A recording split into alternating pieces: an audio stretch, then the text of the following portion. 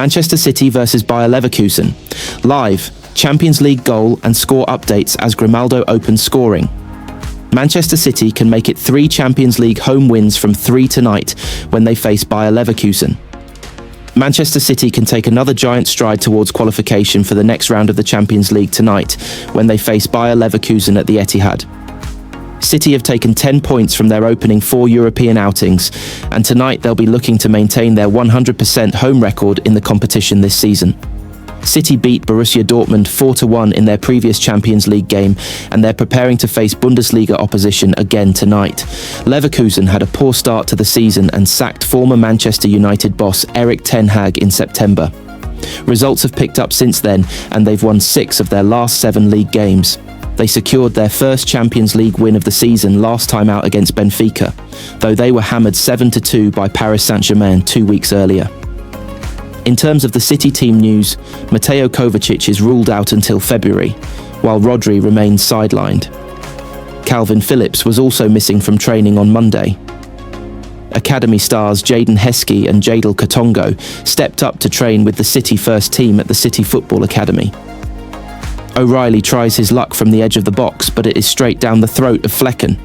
A little better from City, but Leverkusen have started this second half reasonably well themselves. Guardiola clearly not happy with what he saw in that first 45 and has gone with the triple change. Foden will occupy the central position, while Doku will be tasked with making something happen out wide. O'Reilly has slotted in at left-back. City are down to 5th place in the live table with Newcastle, 1 up at Marseille, leapfrogging them into the top 4. The Blues would stay on 10 points should they lose to Leverkusen, and they could find themselves out of the top 8 by the end of tomorrow night, depending on how sides below them fare on Wednesday. Either way, a defeat raises the pressure ahead of that trip to Real Madrid next month. It wasn't good from City. The Blues have looked toothless and flat, and while Leverkusen haven't exactly created much, they took their chance when it came, and have looked comfortable defending the lead. It wouldn't be a surprise to see a change or two either at the break or early in the second period.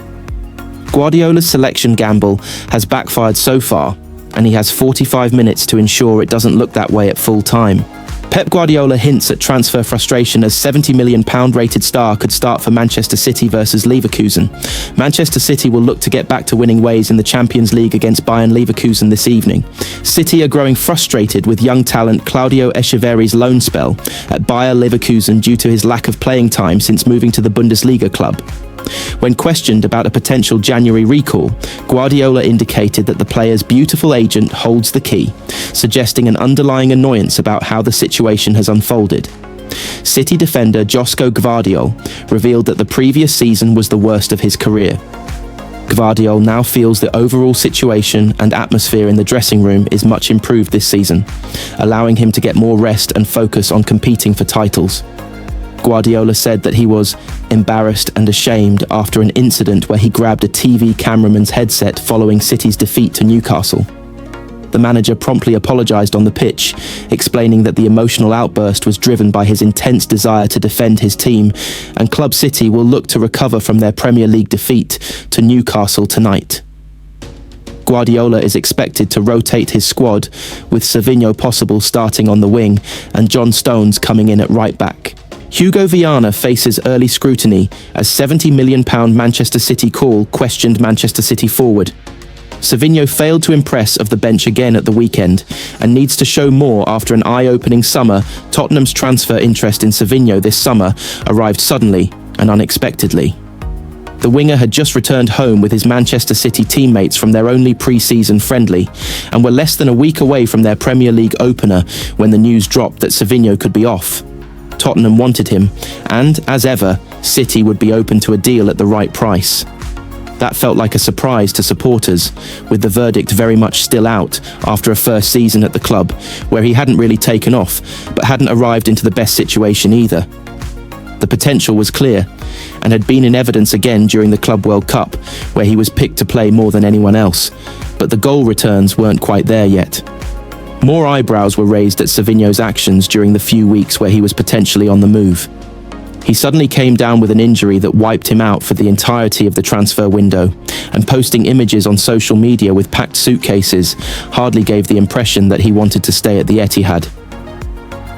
Ultimately, City's £70 million valuation wasn't met, and a decision was made by City before the window shut to keep Savinho.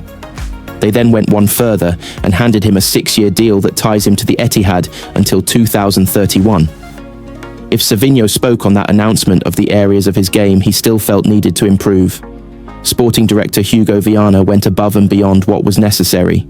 He has so many excellent attributes. His potential really is limitless. He has superb natural ability, works incredibly hard, day in, day out, and he is humble. 2 months on from that, there is grumbling on pretty much every match day about how necessary it was first to reject Tottenham's interest, and secondly to give him a new contract second in length only to Erling Haaland. Many supporters who weren't too impressed with Savinho during the approach from Spurs are yet to be won over by his performances this season. With his only goal so far coming in the Carabao Cup game at League One side Huddersfield, it isn't hard to understand why. Too many performances have flattered to deceive, and the 21-year-old has failed to build on his excellent display at Villarreal last month. There is some mitigation in the fact that he appears better and more productive on the right wing, but has predominantly been used on the left, and he also has age on his side with the added caveat that the second season is often the charm under Guardiola. However, for some of his growing critics, it isn't even about output. In a number of his appearances off the bench this season, his application has been questioned. As Jeremy Doku and others rise to meet their challenges, Savinho must do more to earn appreciation again and justify his new deal. And having taken over from Schick Begiristain this summer, a sporting director recently named the best in the world, Viana has an early test of his judgment in both blocking a Savinho exit and then rewarding him with a bumper new deal. Nico Gonzalez has paid off gamble to vindicate critical Manchester City call. Manchester City midfielder Nico Gonzalez has allowed the Blues to move on from what was becoming a nagging issue for Pep Guardiola. It is just over a month since Manchester City touched down in Villarreal for their third Champions League game this season, and once again they were having to find a Rodri substitute. The Ballon d'Or winner was being honoured with a plaque outside the stadium of his former club and was due to do media commitments, but wasn't fit enough to be included in the matchday squad. Step forward Nico Gonzalez, who was still looking to show he could be a leading man for City. Gonzalez had watched Rodri star in the 2-0 win over Napoli to kickstart their European campaign, with the talk then of how good Rodri looked starting his second game in 5 days. Gonzalez had then replaced an indifferent Rodri in Monaco a few weeks later, only to concede a late penalty that allowed the home team to equalise and left Erling Haaland so angry he stormed off the pitch. The penalty seemed harsh, but it added to the narrative that has lasted over a year, that City without Rodri are missing a fundamental ingredient for success. 4 days later, it was Rodri's name on the team sheet at Brentford, only for him to suffer a hamstring injury in the 20th minute that required Gonzalez to rush onto the pitch. That moment forced City to be more cautious about how they used Rodri and take the plunge on Gonzalez. City's January signing has started 7 of the last 8 games, and may have had a clean sweep if a nasty blow in Villarreal hadn't forced him out of the Aston Villa game. It did not seem a coincidence that City's midfield did not look the same at Villa Park as it has in other games, as Gonzalez has really made his mark. He may not be Rodri, and City may not yet have a team capable of conquering all. They still have their vulnerabilities, as Saturday's defeat to Newcastle showed. However, the last month has moved Pep Guardiola's team on from the focus on Rodri, and that has only happened because Gonzalez has stepped up his level and flourished with the added responsibility he has been given. City will still be a better team when Rodri returns, and there is an argument for playing him with Gonzalez. But one of the major themes from last season's struggles that threatened to spill into this campaign suddenly feels like much less of an issue. If City can beat Leverkusen on Tuesday night and effectively book a top 24 place with 3 games to go, progress in the Champions League will feel a lot easier too. Manchester City promote 2 youngsters to first-team training ahead of Leverkusen fixture, as squad confirmed Manchester City have trained ahead of Tuesday's Champions League clash with Bayer Leverkusen at the Etihad. Academy midfielder Jadon Heskey and defender Jadon Katongo have trained with the Manchester City first team ahead of their Champions League fixture against Bayer Leverkusen on Tuesday. The 19-year-old Heskey made his first team debut against Huddersfield in the Carabao Cup in September and was included in the session with 3 midfielders missing out. Mateo Kovacic is ruled out until February, while Rodri remains on the sidelines as City preach caution with his fitness.